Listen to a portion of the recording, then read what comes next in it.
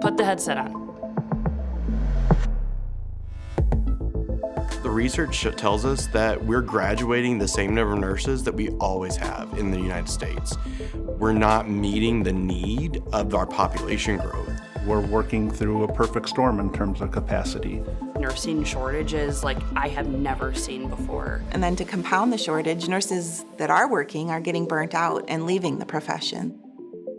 You see it when you have to be rushed to the emergency room and you're trying to get a room on a Friday night. They're understaffed and they're frantic. It's devastating. It's terrible. There's estimates right now by the Department of Labor that by 2030, there'll be over 500,000 nursing positions that can't be filled because there won't be enough bodies with licenses. Who's gonna take care of you when you get sick? Bring you in, take your vitals, make sure you're safe. Students need guidance, they need oversight. And so we rely on the unit nurses to help in that education, but when there's not enough of them, we can't do that. And that creates a bigger problem on top of things because now we're shrinking the number of people we're admitting into nursing programs. Finding clinical placements is becoming harder and harder as things change in the healthcare environment. We're facing a major challenge, and if we have anything that we can do to be able to provide technology that can help ease or facilitate that clinical shortage, then we have a responsibility to leverage this technology. We need to do whatever we can to pull in more quality nurses to care for everyone. OpenRN is part of the solution.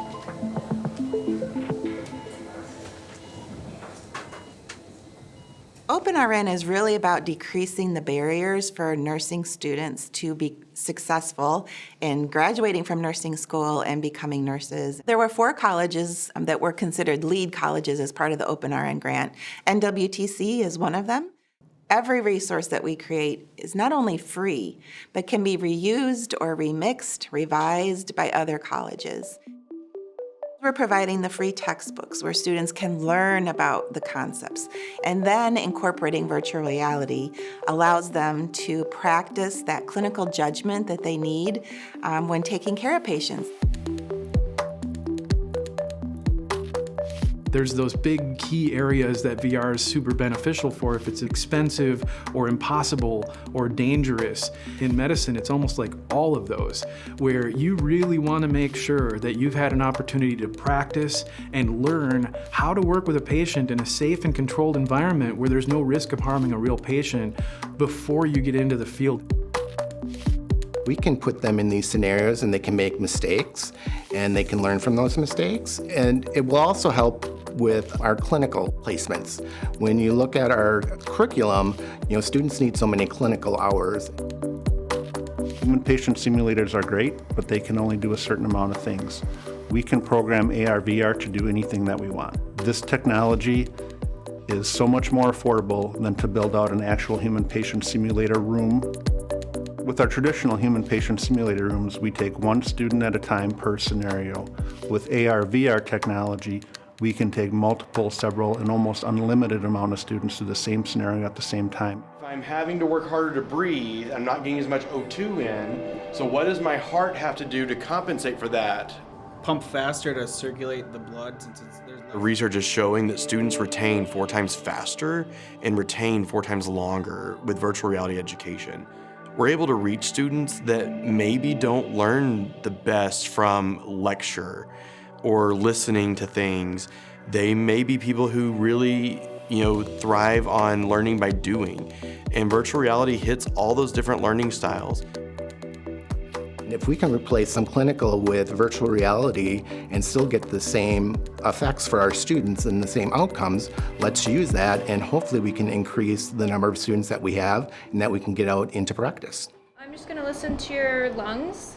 When the OpenRN grant started, we put together an advisory committee and we said, what do you really want to see in a virtual reality product? Loud and clear, the advisory committee said, we really want situations that nursing faculty can customize. So we're not relying on programmers every time we want to tweak a scenario. And so that's why we went with Acadicus, because we're not stuck to pre-programmed scenarios. It's really limitless in terms of what any faculty member can create. We always want to personalize the education to the students we have and the needs they have. So now if my students aren't doing well on an exam topic, I can go and create a scenario and we can use it and strengthen that knowledge base for them. Things change constantly within nursing. There's new ways to treat diabetes, new ways to treat asthma, new ways to treat CHF. And my job is to give them the most accurate information and the most up-to-date information possible. One of the areas that intrigued me was being able to bring about the types of scenarios and cases that we really wanted our students to experience that we couldn't replicate in real life. You know, crossing those barriers, getting into those difficult areas. Some of my favorite topics for the scenarios are the diversity, equity, inclusion scenarios that I've helped with. We have a transgender scenario that really bridges some of those gaps. I also authored one that was based on human trafficking. Where do I see virtual reality nursing education in the next 5 to 10 years? What we're gonna see is a educational revolution. We're gonna have new ways of offering education that are going to be more meaningful, have greater impact, and are going to not only educate the next phase of nursing, but this technology is bringing humanity into the classroom. Things are growing and developing at exponential rates in the VR world, and this is going to be the next phase of nursing education. So you might as well get on the bandwagon now instead of waiting. I think everybody that gets into healthcare and medicine has something that really sort of motivated them or drove them to this. It's more than just a job, it's a passion, it's a mission. There couldn't be a more important thing, I think, for us to do than to provide tools that allow, for this access to clinical experience to help improve. What I want to be able to elicit in our students is that passion of nursing, right? I think once you get into that world and you just start to feel and experience that, it's catchy, it's invigorating. There's a bunch of us that have created a community and we're ready to help. All you have to do is put the headset on. Come join us. Be part of the change today.